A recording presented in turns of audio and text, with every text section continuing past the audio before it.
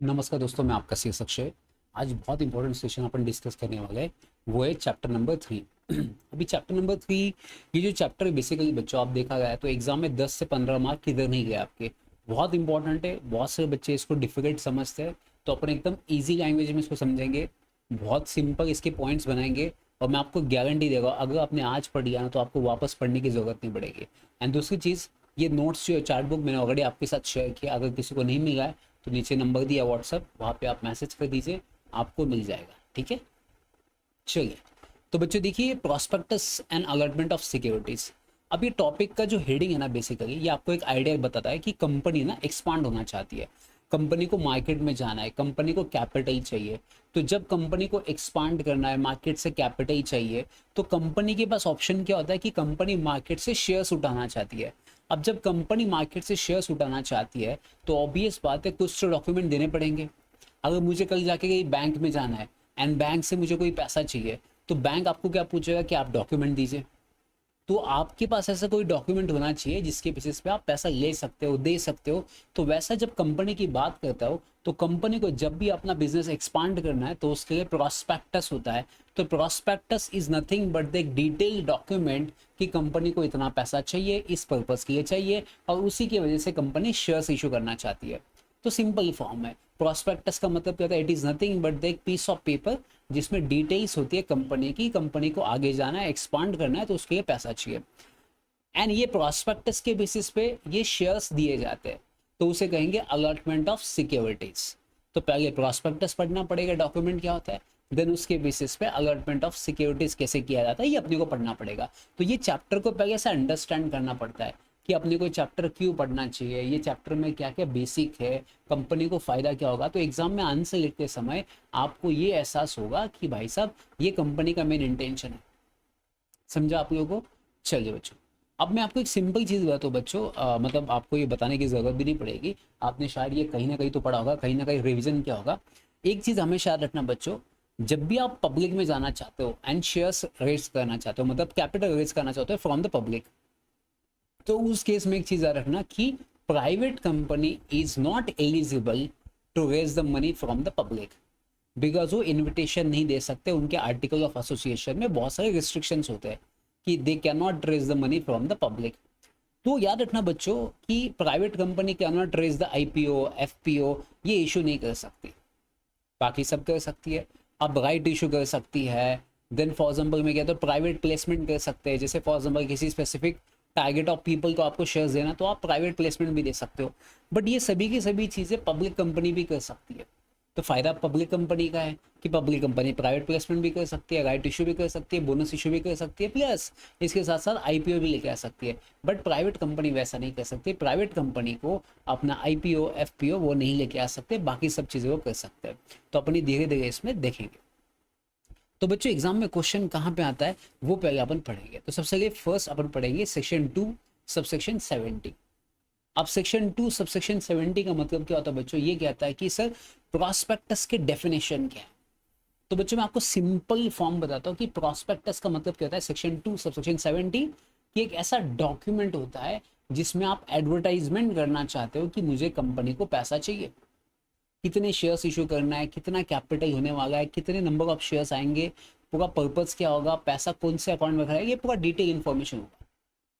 तो मैं कहूंगा कि भाई साहब प्रोस्पेक्टस का मतलब होता है it is nothing but the document issued as a prospectus. वो रेड हियरिंग प्रोस्पेक्टस भी हो सकता है। ये क्या है रेड हियरिंग? ये अपन नीचे पढ़ने वाले। देन सेल्फ प्रोस्पेक्टस क्या होता है? सेल्फ प्रोस्पेक्टस वो पढ़ने वाले। कोई भी नोटिस या कोई भी सर्कुलर, कोई एडवर्टाइजमेंट या कोई भी ऐसा डॉक्यूमेंट जो बेसिकली इनवाइट करता है पब्लिक को, तो उसे अपन क्या कहेंगे बच्चों? प्रोस्पेक्टस कहेंगे। तो मुझे बहुत सारे बच्चों ने एक मैसेज किया था कि सर क्या अगर कोई व्हाट्सएप पे एडवर्टाइजमेंट करता है, व्हाट्सएप पे स्टेटस रखता है, कि किसी ने अगर व्हाट्सएप पे स्टेटस रख दिया कि भाई साहब क्या इसे प्रोस्पेक्टस कहेंगे क्या? Yes, it can be a prospectus because any document, any circular, any message which invites to the public, to invite मतलब आप इनवाइट कर रहे हो कि भाई साहब हमारी कंपनी में आप पैसा इन्वेस्ट कीजिए, so that consider as a prospectus. तो उसमें अपन टाइप्स पढ़ने वाले हैं। तो यू आर अंडरस्टैंड, आपको समझा क्या मैं क्या कह रहा हूँ कि प्रोस्पेक्टस का मतलब क्या होता है? इट इज नथिंग बट एक डॉक्यूमेंट, एक पीस ऑफ पेपर जो इनवाइट करता है पब्लिक को to invest in our company. that is prospectus. So it can be anything, it can be circular, it can be document, it can be notice, it can be WhatsApp message, so anything. So first try to understand कि इसका definition क्या है. अगर definition अच्छे समझा तो आगे आपको कोई टेंशन नहीं आएगा एग्जाम में. तो अपना वैसा आना चाहिए. देखिए मैं दिमाग में ना फिक्स कर लेता हूँ, मेरा बहुत बड़ा ड्रॉबैक है कि मैं दिमाग में चाहता हूँ, बच्चों को ये दिमाग में रहेगा section 2 subsection 7T. Prospectus means any document, any notice, any circular which invites to the public to invest in a company is a prospectus. खत्म. कितना सिंपल डेफिनेशन है. ये इंट्रोडक्शन में अगर चिपका दिया आधा मार्क्स कंफर्म. यस और नो. ये फास्ट ट्रैक बैच है बट मैं आपको डीप में पढ़ा रहा हूँ, आपको रिवीजन देके देगा, बाकी सब कुछ पढ़ने की जरूरत नहीं, एग्जाम में आता भी नहीं है. समझा आपको. चलिए अब उसके नीचे देखा जाए तो बच्चों डीम प्रोस्पेक्टस क्या होता है. सर डीम प्रोस्पेक्टस का मतलब क्या होता है बच्चों, ध्यान सुनना. अगर कंपनी आपको अलर्ट करती है कोई भी सिक्योरिटीज या फॉर एग्जाम्पल पब्लिक को कोई ऑफर करती है ऐसा कोई भी document, but that is not the prospectus, but फिर भी उसे प्रोस्पेक्टस माना जाएगा. मतलब क्या होता है सर कि जैसे फॉर एग्जाम्पल यहाँ पे कुछ ऑप्शंस दिया, अब इसके लिए मैंने पॉइंट्स भी यहाँ पे बना के दिया आपके लिए कि प्रोस्पेक्टस का मतलब क्या होता है, डीम प्रोस्पेक्टस का मतलब क्या होता है. जैसे फॉर एग्जाम्पल ये देखिए एक एक पॉइंट को अपन डिस्कस करेंगे. अभी आपने प्रोस्पेक्टस का डेफिनेशन पढ़ लिया, अभी अपन पढ़ेंगे डीम प्रोस्पेक्टस क्या होता है. ये चार्ट बुक मैंने बहुत मेहनत से बनाया, 6 महीने गए मेरे चार्ट बुक बनाने के लिए, 6 से ज़्यादा ही गया है, और बहुत डीप में बहुत फोटोज बिटोज डाल के अंडरलाइन करके इंपॉर्टेंट, आपको कुछ करने की जरूरत नहीं है. ये चार्ट बुक अगर पढ़ लिया ना, मैं पास होने की गारंटी देगा. एंड कोई भी डाउट है तो नीचे व्हाट्सएप पे मैसेज करना, आप मेरे स्टूडेंट हो या ना हो दैट डजंट मैटर, मैं आपके साथ हूँ, क्योंकि मैं इस जर्नी से जा चुका. मुझे पता है इस जर्नी में सबसे इंपॉर्टेंट होता है कि कोई टीचर अपने साथ होना चाहिए और मैं आपके साथ. तो देखिए बच्चों डीम प्रोस्पेक्टस का मतलब क्या था. तो पहला लाइन क्या कहता है, ध्यान से पढ़ना. फर्स्ट लाइन क्या कहता है. फर्स्ट लाइन बच्चों ये कहता है कि भाई साहब ऐसी सिक्योरिटी जो ऑफर्ड की है पब्लिक को with in 6 months of the allotment. मतलब सर हमने पब्लिक को शेयर्स अलॉटमेंट कर दिया, बट आपने जब पब्लिक को कोई शेयर्स अलॉटमेंट किए होंगे, ऑब्वियस बात है कुछ तो डॉक्यूमेंट इशू किया होगा. अगर आपने जो डॉक्यूमेंट इशू किया होगा within 6 months from the date of allotment, that can be consider as a deem prospectus. कितना इजी मुझे बताइए, है कि नहीं. तो भाई साहब मैं सिंपल चीज कहता हूँ कि प्रोस्पेक्टस का डेफिनेशन लिखने का. डीम प्रोस्पेक्टस का मतलब क्या होगा कि कोई भी कंपनी ने अगर शेयर्स अलॉटमेंट किया होगा तो उसके 6 महीने पहले कोई भी डॉक्यूमेंट इशू किया होगा उसे डीम प्रोस्पेक्टस कहा जाएगा. समझा. दूसरा पॉइंट, अब दैट डजंट मैटर कि full consideration has been received at the time of offer, that doesn't matter because full consideration received होगा नहीं होगा 25% होगा, दैट डजंट मैटर, बट आपने इन्वाइट तो किया ना. देखिए allotment of security is a secondary part, issue of prospectus, invite to public, that is another part. अब देखिए मैं ना लोगों को इन्वाइट कर रहा हूँ, तो वो इन्वाइट करने का जो तरीका है, जो ऑप्शन है, जो डॉक्यूमेंट्स है, उससे अपन बात कर गए. अब उसके बाद पैसा आएगा नहीं आएगा दैट सेकेंडरी थिंग. ठीक है. तो पहले याद रखना बच्चों कि अगर आपने शेयर्स अलॉटमेंट किया है तो उसके 6 महीने पहले कोई भी डॉक्यूमेंट इशू किया होगा उसे अपन डीम प्रोस्पेक्टस कहेंगे. एंड ये याद रखना कि कंसिडरेशन पूरा रिसीव्ड हुआ है कि नहीं हुआ है दैट डजंट मैटर. ठीक है. If any of the about 2 conditions are met, तो ऊपर की 2 कंडीशंस अगर आपने सेटिस्फाइड कर ली तो जो भी डॉक्यूमेंट होगा उसे प्रोस्पेक्टस माना जाएगा. सिंपल सी बात है भाई साहब. समझा आप लोगों को. तो मुझे एग्जाम में अगर क्वेश्चन आया ना, मैं आपको बताता हूँ इसका आंसर कैसे लिखना है. बहुत सारे बच्चों को ये दिक्कत आती है कि सी इंटर में आंसर कैसे लिखना है, वो भी मैं आपको बता देता हूँ अभी क्या. ठीक है. तो चलिए नेक्स्ट क्या कहता है बच्चों, राइट इशू. राइट इशू का मतलब क्या होता है कि आप एग्जिस्टिंग शेयर होल्डर को देते हो. तो right issue is nothing but then issue to an existing share holder. उसको एक राइट दिया जाता है कि आप शेयर परचेस करना. सो दैट इज राइट इशू. तो राइट इशू अगर एग्जिस्टिंग मेंबर्स को देते हैं with a right of renounce, अगर वो एग्जिस्टिंग मेंबर अपना राइट किसी और के फेयर में रिनाउंस कर देता है तो इसका मतलब अगर वो 50 से ज्यादा एक्सीड हो जाएगा तो उसे डीम प्रोस्पेक्टस माना जाएगा. अब एग्जांपल बताओ, ध्यान से सुनना. अब फॉर एग्जांपल प्राइवेट कंपनी में क्या होता है कि फॉर एग्जांपल अगर मुझे कोई शेयर्स इशू कर रहा है तो प्राइवेट कंपनी क्या करती है, एग्जिस्टिंग शेयर होल्डर को शेयर्स देना चाहती है. तो उन्होंने ऑफर किया कि आप ये एग्जिस्टिंग शेयर होल्डर आप शेयर्स परचेस कीजिए. एग्जिस्टिंग शेयर होल्डर ने बोला हमको नहीं चाहिए. तो अगर existing share holder is more than 50, those are not ready to take the shares and they are renounce मतलब उन्होंने अपना राइट किसी और को ट्रांसफर कर दिया. and if this right is more than 50 number of shares then it can be considered as a deemed prospectus. समझा आपको कितना है. मैं इसका पॉइंट्स लिख दूंगा, एग्जाम में आंसर कैसे लिखना सब बता दूंगा. ठीक है. नेट अमाउंट रिसीव्ड हुआ या नहीं हुआ that doesn't matter. Then time and place which are under in the contract. अगर ऐसा कोई कॉन्ट्रैक्ट जिसमें टाइम प्लेस सब कुछ मेंशन किया गया होगा या person making the offer where name as a director, जो पर्सन ऑफर कर रहा है उसका नाम डायरेक्टर है, एंड ये किसने साइन करना चाहिए, टू डायरेक्टर ने, तो prospectus should be sign by the two director. But if there is a private communication not open does not constitute to be a prospectus. अगर किसी के साथ प्राइवेट कम्युनिकेशन करते हो that can not be considered as a prospectus. ठीक है, तो आप एक केस हुआ का रेफरेंस भी दे सकते हैं अगर देना है तो मैं आपको सिंपल चीज़ बताता हूँ बच्चों. एग्जाम में अगर ये क्वेश्चन आता है ना, आपके बहुत सारे बच्चों के दिमाग में क्वेश्चन आता है कि सर एग्जाम में आंसर कैसे लिखना है, अगर ये एग्जाम में क्वेश्चन आता है तो चलिए मैं आपको इसका कुछ टेक्निक बताता हूँ कि एग्जाम में इसके आंसर्स कैसे लिखना है. ठीक है, चलिए ये देखिए, ये तो इन्होंने अभी, ये तो मैंने पहले ही बनाया था, फिर भी मैं आपके लिए वापस एक बार बताता हूँ कि बहुत सारे सीए इंटर में जो बच्चे होते हैं वो कहते हैं कि सर मार्क्स कैसे लेके आना है एग्जाम में, कैसे मार्क्स 60+ लेके आना है. क्योंकि मेरे को भी अगर बात करूँ तो लॉ में कम से कम 60 है, मैक्सिमम 77 मार्क्स है. तो उसके पीछे रीज़न क्या है, तो देखिए बच्चों, बहुत सिंपल लैंग्वेज में लिखने का, ज़्यादा लोड नहीं करने का. अगर मुझे कोई पूछेगा कि आंसर राइटिंग कैसे होना चाहिए, तो याद रखना, अगर एग्जाम में क्वेश्चन पूछा कि प्रोस्पेक्टस क्या होता है, तो मेरा सिंपल पॉइंट है बच्चों, एकदम सिंपल लैंग्वेज में लिखिए. पहला पॉइंट तो मेरा क्या आएगा बच्चों, बहुत सिंपल से मेरा इसका पॉइंट बनेगा, एक सेकेंड ना.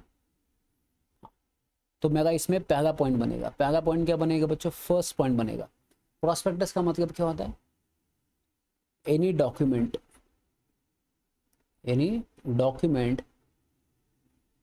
विच offer to the public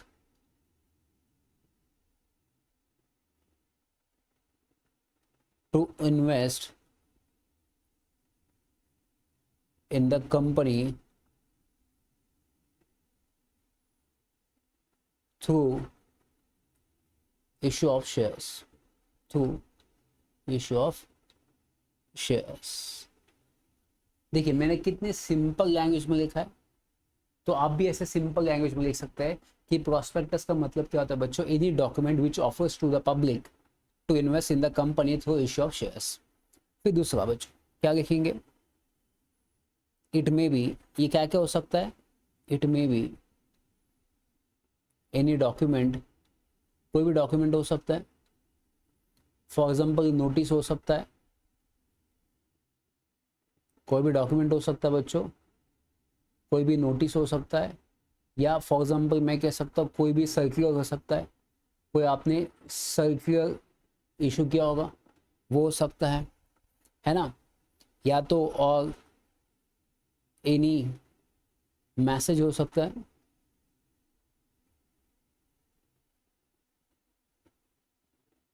which invites to the public.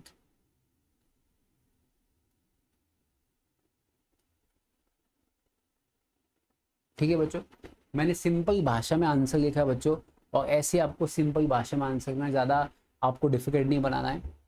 तीसरा इसमें क्या आएगा बच्चों, कि अपन कहेंगे कि जो प्रोस्पेक्टस होगा ये किसने साइन करना चाहिए, तो prospectus must be sign by two directors, by two director. जो प्रोस्पेक्टस है बच्चों वो दो डायरेक्टर ने साइन करना चाहिए. Then point number D, deem prospectus. अब डीम प्रोस्पेक्टस का मतलब क्या होता है बच्चों, कि जिसमें कंडीशन है कि within 6 months from the date of allotment, within 6 months from the date of allotment, आपने जिस दिन अलॉटमेंट किया उसके 6 से 6 महीने के पहले. और मतलब इसमें आप ये बोल सकते हो कि कंसिडरेशन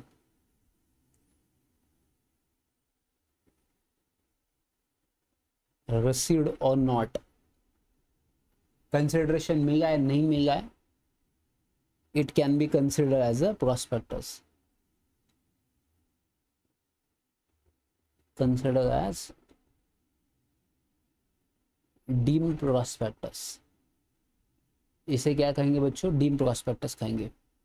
पॉइंट नंबर ई बच्चों, अब सर पॉइंट नंबर ई क्या बन सकता है, जैसे फॉर एग्जांपल अगर मैं राइट इशू की बात कर रहा हूँ, किसकी बात कर रहा हूँ बच्चों, राइट इशू की बात कर रहा हूँ, अगर मैं राइट इशू की बात करूँ तो राइट इशू में क्या होता है कि if existing share holder, right issue में क्या पॉइंट आएगा बच्चों, इफ एग्जिस्टिंग, अरे यार ये ऐप में ना कुछ तो इशू है शायद, इफ अगर आपके existing share holder, if existing share holder, if existing shareholder renounce their right more than 50, it can consider as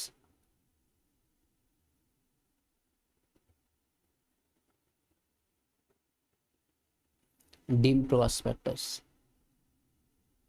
ठीक है बच्चों, तो ये क्या कह रहा है, अगर आपने कोई राइट इशू किया होगा एग्जिस्टिंग शेयर होल्डर को, यानी एग्जिस्टिंग शेयर होल्डर को जो राइट दिया उन्होंने रिनाउंस किया, मतलब किसी और को ट्रांसफर कर दिया, तो अगर वो ट्रांसफर किया है मोर देन 50 मेंबर्स को, मतलब मोर देन 50 नॉन मेंबर्स को, ऑब्वियस बात है existing members is transferring their rights to the non members and that is more than 50, so hence therefore it is considered as a deemed prospectus.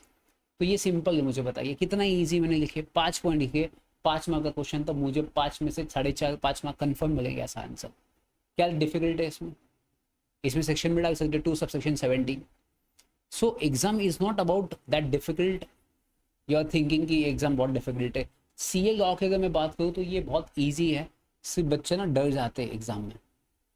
ठीक है, चलिए अब बच्चों एग्जाम में और एक क्वेश्चन पूछा गया था प्रोस्पेक्टस के बारे में, ये एग्जामिनर का बहुत फेवरेट क्वेश्चन है और एग्जामिनर लगातार यहाँ पे ना एक क्वेश्चन पूछता ही पूछता है।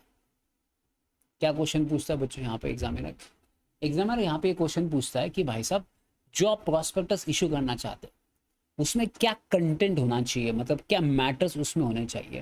तो देखिए बच्चों सिंपल बात कहता हूँ कि प्रोस्पेक्टस डेट होना चाहिए, साइन होना चाहिए, फाइनेंशियल इंफॉर्मेशन होना चाहिए, सेबी इन्हें जो क्राइटेरिया बताया वो भी आपको फॉलो करना चाहिए, प्लस आपने एक डिक्लेरेशन देना चाहिए डायरेक्टर्स का कि हमने पूरा कंप्लायंस किया है।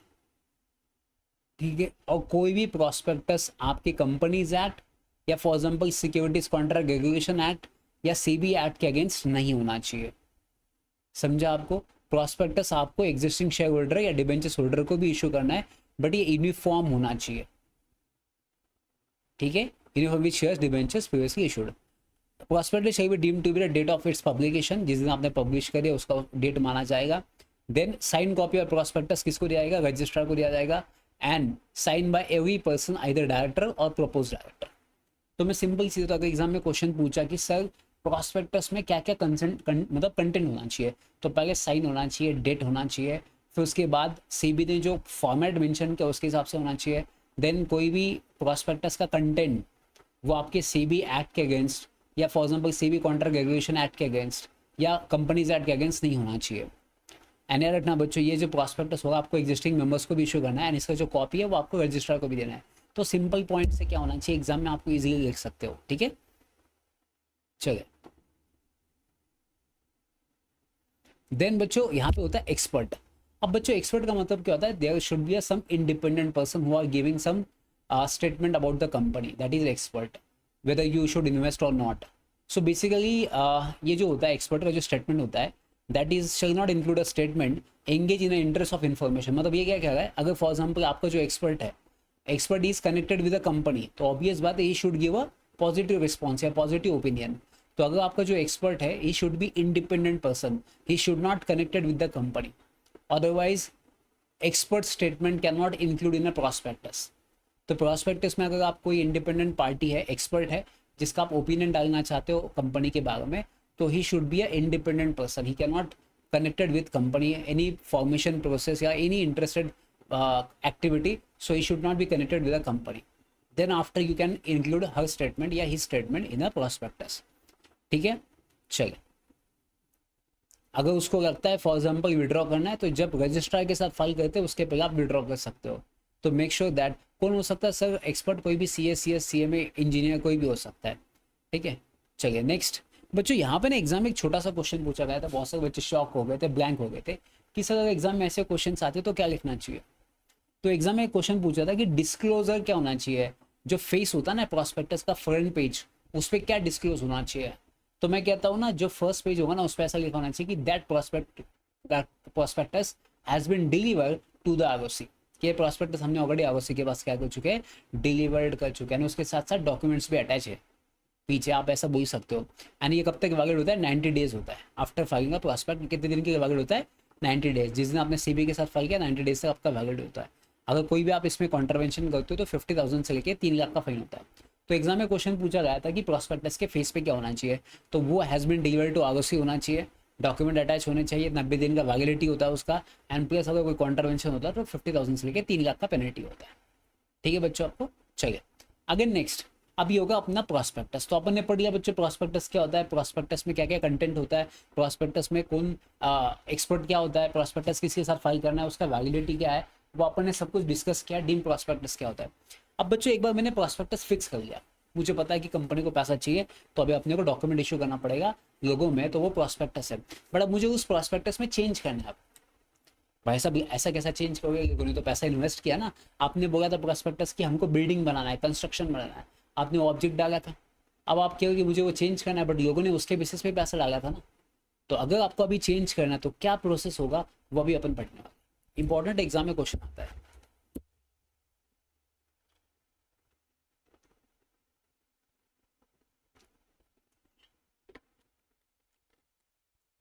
देखिए बच्चों क्या लिखा है, variation in terms of the contract, ये दिया यहाँ पे देखिए, variation in terms of contract और object stated in the prospectus. अभी आप प्रोस्पेक्टस में चेंज करना चाहते हो सर, क्या करना पड़ेगा।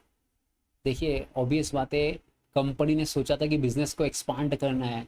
अब वो रीज़न बता कि आपने लोगों से पैसा लिया है, आप बताओगे कि मुझे अलग जगह पे इन्वेस्ट करना है, तो आपको अगेन लोगों की परमिशन लेनी पड़ेगी, इन्वेस्टर्स की परमिशन लेनी पड़ेगी। मतलब सबसे पहले फर्स्ट स्टेप, बोर्ड मीटिंग करवाना पड़ेगा, डायरेक्टर्स का परमिशन लेके बोर्ड रेजोल्यूशन पास करना पड़ेगा, देन जनरल मीटिंग करना पड़ेगा, देन जनरल मीटिंग में आपको एक स्पेशल रेजोल्यूशन पास करना पड़ेगा। अगर जनरल मीटिंग फिजिकली पॉसिबल नहीं है तो आप पोस्टल बैलेट, मतलब एक पोस्ट कर सकते हो बैलेट पेपर, जिसमें येस नो आप भेज सकते हो। ठीक है, प्लस आपको एक न्यूज़ पेपर में भी एडवर्टाइजमेंट देना पड़ेगा, PAS 1 इंग्लिश प्लस आपका लोकल लैंग्वेज में, जहाँ भी रजिस्टर ऑफिस हुई, फॉर एग्जाम्पल महाराष्ट्र में तो मराठी एक इंग्लिश में जाएगा। प्लस आपको जस्टिफिकेशन देना पड़ेगा कि आप क्यों चेंज करना चाहते हो। एंड दूसरा, अभी तक आपने जो अमाउंट है याद रखना, वो अमाउंट आपने कभी भी इक्विटी शेयर्स में या ट्रेडिंग में इन्वेस्टमेंट नहीं करना चाहिए। बट जो इन्वेस्टर्स रेडी नहीं है इस नए ऑब्जेक्ट के लिए, उसे कहते हैं डिसेंटिंग शेयर होल्डर। डिसेंटिंग मतलब those are not giving assent for this changes, so that is dissenting share holder. तो उन डिसेंटिंग शेयर होल्डर को आप क्या कीजिए, एग्जिट ऑफर दीजिए कि ये प्राइस पे आपके शेयर हमें बेच दीजिए, आप चले जाइए कंपनी से। तो आप ऐसा उनको ऑफर दे सकते हैं। कौन दे सकते हैं, प्रोमोटर्स या शेयर होल्डर दे सकते हो। तो ये प्राइस कौन डिसाइड करेगा, सेबी। ठीक है, और ये पूरा डिटेल आपको कहाँ पे प्लेस करना, वेबसाइट पे डिस्क्लोज करना। तो एग्जाम में अगर क्वेश्चन बना बच्चों, बहुत सारे बच्चे मुझे पूछते हैं, पता नहीं एग्जाम में जाके ब्लैंक ही हो जाता है। बहुत ईजी क्वेश्चन है ना। अगर मेरी शादी हुई है, मैं शादी में मुझे मेरा प्लेस चेंज करना है, तो मैंने जिन इनको कार्ड बांटे उनको बताना पड़ेगा ना कि भाई साहब मेरा शादी का प्लेस चेंज होने वाला है। तो इतना ईजी है। एग्जाम में जब क्वेश्चन आता है बच्चे डर जाते हैं। क्या डरने का भाई साहब, मैं मेरी कंपनी खुद की, मैं उसको कंपनी को पैसा रेज करना चाहता हूँ, मैंने लोगों को डॉक्यूमेंट दे दिया, अब उस डॉक्यूमेंट में मुझे चेंज करना है, तो क्या करना पड़ेगा, कुछ नहीं सर। पहले कंपनी के बोर्ड मीटिंग में बोर्ड रेजोल्यूशन पास कीजिए, जनरल मीटिंग में स्पेशल रेजोल्यूशन पास कीजिए, न्यूज़ पेपर में नोटिस दीजिए, PAS 1 में कि हम ये चेंज करना चाहते हैं, जस्टिफिकेशन दीजिए। एंड ये पैसा हम कभी भी बाइंग एंड ट्रेडिंग पे इन्वेस्टमेंट नहीं करना चाहते। एंड जो लोग शेयर होल्डर इनको रेडी नहीं है नए ऑब्जेक्ट के साथ, उनको अपन एग्जिट ऑफर दे देंगे, और एग्जिट प्राइस जो होगा वो सेबी डिसाइड करेगा उसके हिसाब से। और ये पूरा इन्फॉर्मेशन अपन वेबसाइट पे डाल देंगे। क्या डिफिकल्ट है मुझे बताइए इसमें। 5 मार्क का क्वेश्चन आता है, इज इट डिफिकल्ट, नो। सबसे इंपॉर्टेंट है आप रिवीजन पे ज़्यादा फोकस कीजिए, पॉइंट्स को समझिए, दिमाग में घुसा दीजिए, जैसे मैंने अभी घुसा दिया बार बार। मैं रिपीट क्यों करता, बार बार आपके दिमाग में डालने की कोशिश करता हूँ। ठीक है, चलिए नेक्स्ट बच्चों,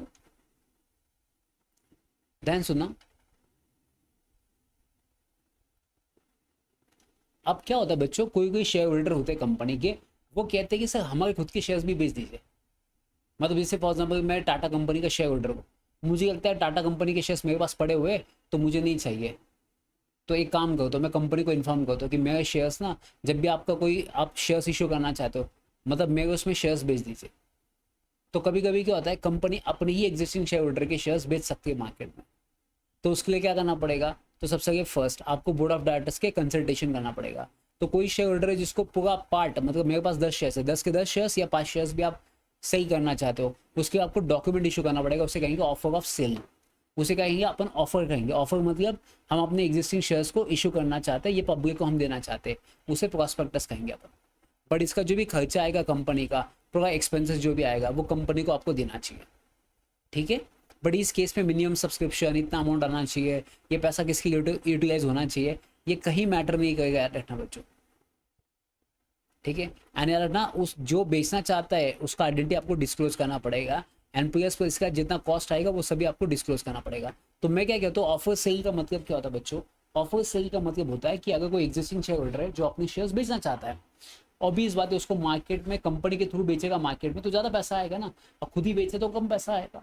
तो वो क्या करता है, कंपनी को बताता है कि भाई साहब मेरे पास कुछ शेयर्स पड़े आपके, तो मुझे वो नहीं चाहिए, मुझे मार्केट में बेचना है, तो आप मुझे मदद कीजिए। तो कंपनी क्या करेगी, ऑफर लेके आएगी मार्केट में कि हमारे एग्जिस्टिंग शेयर होल्डर के शेयर्स हम बेचना चाहते हैं, बोर्ड मीटिंग में बोर्ड रेजोल्यूशन पास करके सब कुछ। तो जो एग्जिस्टिंग शेयर होल्डर अपने पूरा शेयर्स भी बेच सकता है, हाफ भी शेयर्स बेच सकता है, उसको चाहिए उतने शेयर्स वो बेच सकता है। बट इस केस में जो भी डॉक्यूमेंट इशू होगी अगेन वो प्रोस्पेक्टस माना जाएगा, because you are inviting to the public to invest.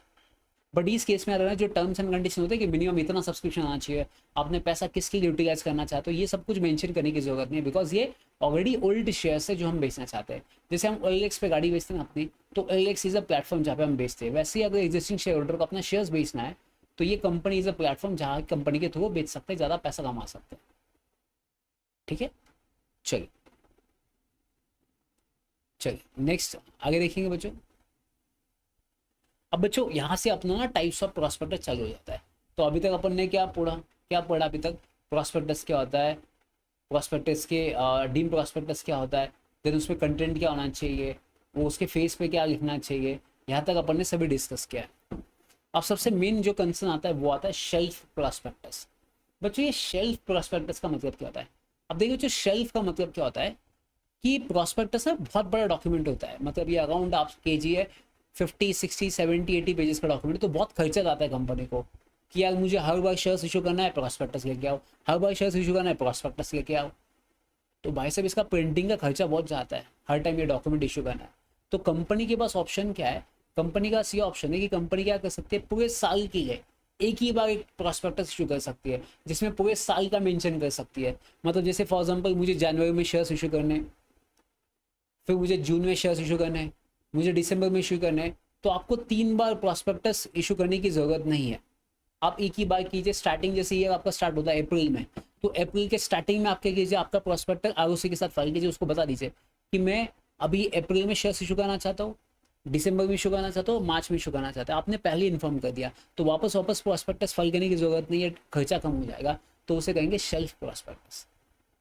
But sir इस प्रॉस्पेक्टस के दौरान अगर कुछ चेंज करना है, जैसे फॉर एग्जांपल मैंने पहले शेयर्स इशू किए मई में, अब मैं दूसरे शेयर्स इशू करना चाहता हूँ दिसंबर में, जो ऑलरेडी मैंने ROC को बताया, अब उस दिसंबर में मैं कुछ चेंज करना चाहता हूँ, तो क्या करना पड़ेगा, तो आपको ROC को इन्फॉर्म करना पड़ेगा, तो उस डॉक्यूमेंट को कहेंगे इन्फॉर्मेशन मेमोरेंडम। इन्फॉर्मेशन मेमोरेंडम मतलब जो भी चेंजेस होने वाला है वो आपको एक एडिशनल पेज ROC को साथ फाइल करना पड़ेगा कि इसमें मैं चेंज करने वाला हूँ, बिकॉज मैंने आपको ऑलरेडी इन्फॉर्म किया था, अब उसमें से थोड़ा चेंज करना है, तो उसके आपको इन्फॉर्मेशन मेमोरेंडम आपको फाइल करना पड़ेगा, ठीक है। तो देखिए बच्चों क्या कहता है, ये शेल्फ प्रॉस्पेक्टस का मतलब क्या होता है कि शेल्फ प्रॉस्पेक्टस बेसिकली इशू किया जाएगा फॉर सब्सक्रिप्शन पर्पस के लिए। तो जो रेपुटेशन होता है ना, मोर देन वन कंपनी, अगर कोई कंपनी जिसको मोर देन वन ऑफर लाना है एक साल के अंदर, तो ये इसका एक साल का ही वैलिडिटी होता है, एक साल के लिए वैलिड होता है। रजिस्ट्रार को आपको फर्स्ट ऑफर जब फाइल करोगे ना, फर्स्ट शेयर्स इशू करना चाहते हो, उसी टाइम ROC के साथ फाइल कर दीजिए और उसको बता दीजिए कि मैं इस साल 3 बार इशू करने वाला हूँ शेयर्स, तो स्टार्टिंग में उसको बता दीजिए ROC को, ठीक है। देन आपका जैसे ही फर्स्ट ऑफर स्टार्ट हो जाएगा, then second subsequent offer validity no further prospectus is required. मैंने आपको बोला वापस प्रॉस्पेक्टस फाइल करने की जरूरत नहीं, खर्चा भी आपका कम हो जाएगा। अगर कोई भी चेंज हो जाता है तो आपको ROC को किस में बताना है, इन्फॉर्मेशन मेमोरेंडम में आपको उसको बता देना है, ठीक है, बहुत सिंपल है। एंड ना जितने भी मटेरियल फैक्ट्स होंगे related to new charges created, changes in the financial position, वो आपको सब उसमें इन्फॉर्म करना पड़ेगा इन्फॉर्मेशन मेमोरेंडम में।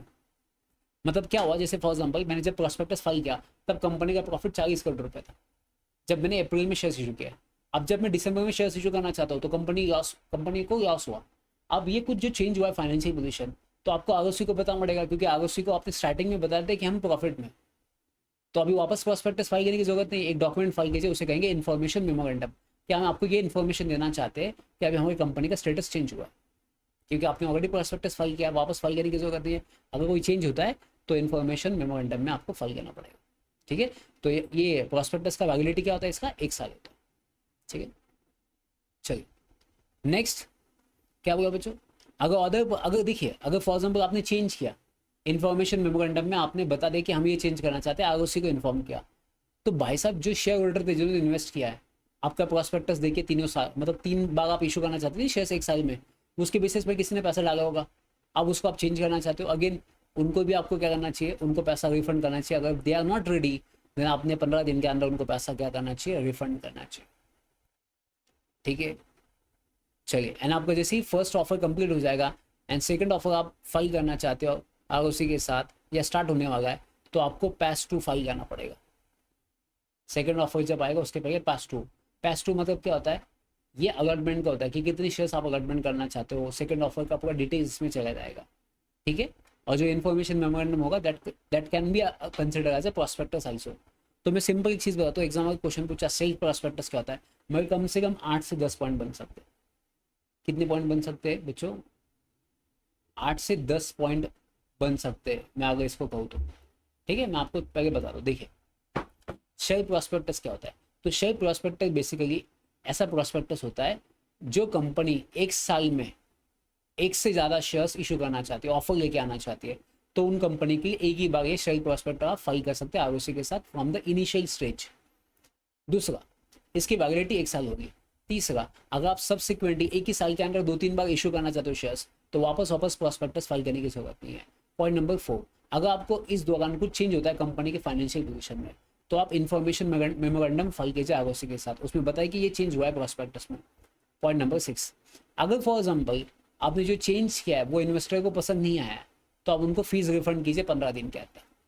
पॉइंट नंबर 7, आपने जो इन्फॉर्मेशन मेमोरेंडम फाइल किया आरओसी के साथ, उसे अपन क्या कहेंगे, डीम प्रॉस्पेक्टस भी माना जाता है, वो प्रॉस्पेक्टस के डेफिनेशन में आता है, बिकॉज उसके थ्रू आप इन्वाइट करिए, इन्फॉर्मेशन दे रहे हो। ठीक है, एंड देन आपको पैस टू फाइल करना पड़ेगा। जब आपका सेकंड ऑफर आ जाएगा उसमें आपको पैस टू फाइल करना पड़ेगा। कितना सिंपल है, 8 से 9 पॉइंट मैंने बता दिया। एग्जाम में क्वेश्चन आता है शेयर प्रॉस्पेक्टस क्या होता है, कितना ईजी, क्लीन एंड सिंपल है। तो आज के सेशन में क्या क्या पढ़ा, प्रॉस्पेक्टस का मतलब क्या होता है, शेयर प्रॉस्पेक्टस क्या होता है, डीम प्रॉस्पेक्टस क्या होता है, प्रॉस्पेक्टस के कंटेंट क्या होते हैं। आप लास्ट 5 साल के कोई भी क्वेश्चन उठा लीजिए, एंड प्रॉस्पेक्टस पे अगर कोई क्वेश्चन आप नहीं सॉल्व कर पाए तो मेरा क्लास ज्वाइन करना बंद कर देना, अगर पॉइंट्स नहीं आ रहा है तो। मैं आज गारंटी दूंगा, आज घर जाइए, मुझे व्हाट्सअप कीजिए, ये लेक्चर देने के बाद कोई भी लास्ट ईयर का क्वेश्चन उठाइए प्रॉस्पेक्टस, क्या आपको आता है नहीं आता, मुझे सीधा व्हाट्सअप कर दीजिए नीचे कि सर मेरे को आ गया आपका लेक्चर देखने के बाद। मैं आपको गारंटी दूंगा 100% अभी तक जितना पढ़ा है। ठीक है, अभी ये जो नेक्स्ट सेकंड पार्ट होगा मैं आपको थोड़ी देर में अपलोड कर दूंगा। अभी के लिए फर्स्ट पार्ट देख लीजिए, मैं शॉर्ट में डाल रहा हूँ बिकॉज जल्दी से फटाक से हो जाएगा। बड़े बड़े 2-2 घंटे के लेक्चर आने का बहुत बच्चों को ये आता है, पैनिक अटैक आता है, तो छोटे लेक्चर्स, छोटे छोटे टॉपिक खत्म करके आगे बढ़ेंगे अपन। ठीक है, thank you so much, bye bye, take care.